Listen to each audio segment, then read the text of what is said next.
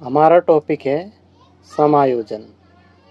समायोजन का अर्थ है आवश्यकताओं को प्रभावित करने वाली परिस्थितियों या कारकों के साथ शारीरिक और मानसिक रूप से संतुलन बनाए रखना ही समायोजन है। कुसमायोजन, समायोजन का उल्टा कुसमायोजन हो जाता है। इसकी परिभाषा है, दो वैज्ञानिकों ने दी है। गेट्स के अनुसार जीवन में निरंतर चलने वाली प्रक्रिया ही समायोजन है। कप्पू स्वामी के अनुसार प्रसन्नता होती है समायोजन से। फिर चलते हम समायोजन को प्रभावित करने वाले कारक। तो 4 कारक है: तनाव, कुंठा, द्वंद्व और दुश्चिंता। तनाव को टेंशन कहते हैं। बिना प्रयास के दुखी होना टेंशन है। कुंठा, भग्नाशा, निराशा, ये तीनों एक ही नाम है, यानी कि प्रयास करने पर भी दुखी होते हैं तो उसको कुंठा, भग्नाशा, निराशा कहते हैं। द्वंद्व को कॉन्फ्लिक्ट बोलते हैं। द्वंद्व को कॉन्फ्लिक्ट बोलते हैं। इसमें प्रयास करते हैं तब भी दुखी होते हैं और नहीं करते हैं तब भी दुखी होते हैं। ये 3 प्रकार के होते हैं। पहला अप्रोच, दूसरा अवॉइड, तीसरा अप्रोच अवॉइड।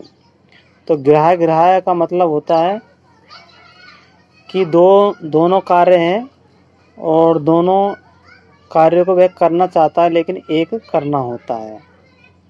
परिहार, अवॉइड, इसमें 2 कार्य होते हैं और दोनों में से उसे एक करना चाहता है लेकिन उसे, और वह दोनों ही काम नहीं करना चाहता लेकिन उसे एक काम तो करना ही पड़ेगा।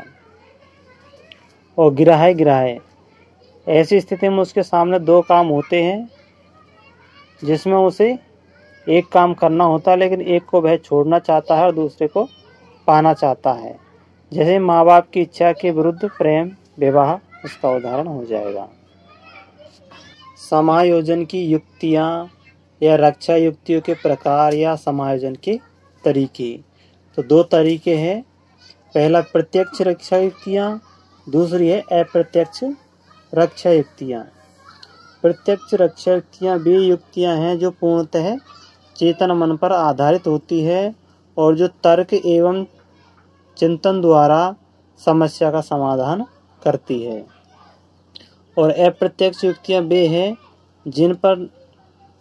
जिनमें समस्या के समाधान के लिए कोई कार्य नहीं करते, उसमें केवल मानसिक चिंताएं की जाती हैं।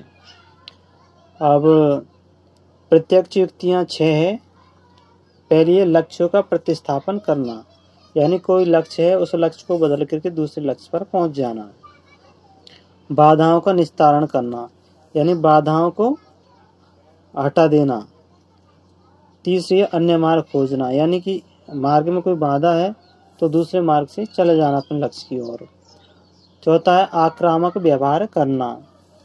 इसमें 2 प्रकार के होते हैं। एक तो मूल वस्तु पर हम क्रोध करते हैं या फिर किसी दूसरी वस्तु पर हम क्रोध करते हैं आक्रामक व्यवहार करके। 5वां है समझौतावादी व्यवहार करना, यानी कि हम समझौता कर लेते हैं किसी बात को लेकर के तो उसमें समायोजन हो जाता है।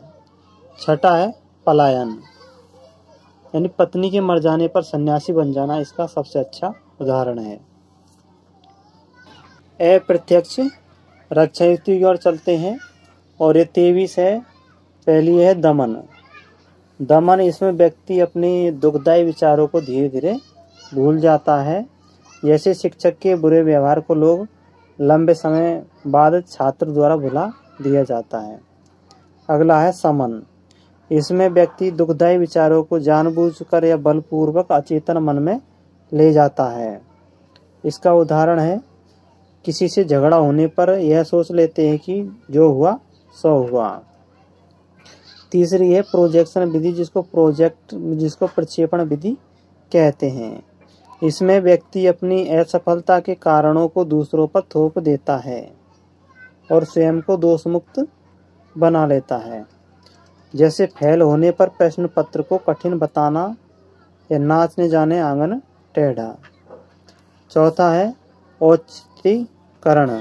औचित्यकरण या तर्क संगतिकरण या युक्तिकरण। इसमें व्यक्ति अपनी असफलता का दोष उसी वस्तु पर थोपता है जिस वस्तु के कारण उसे असफलता मिलती है, किंतु इसमें तर्क एवं विवेक का सहारा लिया जाता है। जैसे अंगूर खट्टे हैं, नींबू मीठे हैं।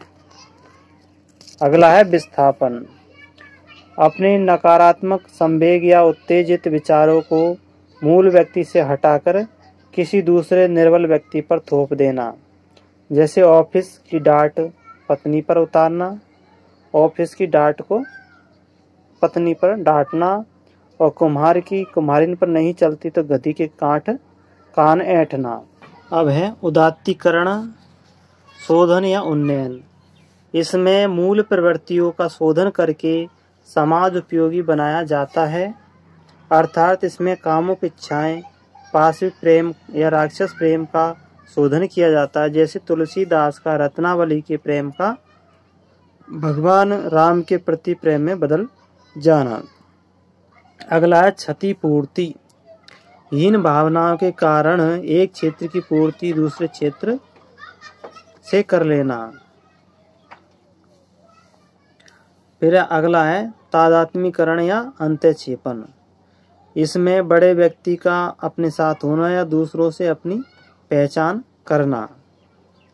अगला है झूठ। झूठ बोलना भी एक समायोजन है। युक्तिकरण यानी कि उल्टा चोर कोतवाल को डांटे, युक्तिकरण के अंतर्गत आता है। अन्यारोपण यानी प्रेमिका का प्रेम न मिलने पर पशु पक्षियों से प्रेम करना। फिर आता है कल्पना तरंग या दिवा स्वप्न या मनोविलास। काल्पनिक हवाई दुनिया बना करके समायोजन करना। 13वां है रूपांतरण यानी बीमारी से पलायन कर जाना। फिर है प्रत्यागमन। प्रत्यागमन होता है अतीत की अच्छी बातों को याद करना। और आश्रित होना यानी दूसरों की राय लेना, आश्रित होना। फिर है प्रतिक्रिया निर्माण यानी कि इच्छाओं के विपरीत कार्य करना, यानी दूसरों के लिए हंसना। फिर है वास्तविकता को अस्वीकार करना यानी कबूतर का बिल्ली देखकर आंख बंद करना। अंत्यक्षेपण यानी वातावरण की खुशियों को अपनी खुशियां मानना, अंत्यक्षेपण कहलाता है। फिर 19वां है पृथक्करण यानी स्वयं को समस्याओं से अलग करना। विलोपन या विड्रॉल या इसको प्रत्याहार भी कहते हैं। भविष्य को देखकर काम करना। सहानुभूति दुख में सहानुभूति लेना। फिर है 22वां विपर्याय यानी दमित इच्छाओं को शारीरिक रूप से व्यक्त करना। और लास्ट है नकारात्मक व्यवहार यानी कि प्रतिबंधित क्षेत्र में काम करना। तो साथ ही हमारी रक्षा युक्तियाँ पूरी हुई। वीडियो को लाइक करना और चैनल को सब्सक्राइब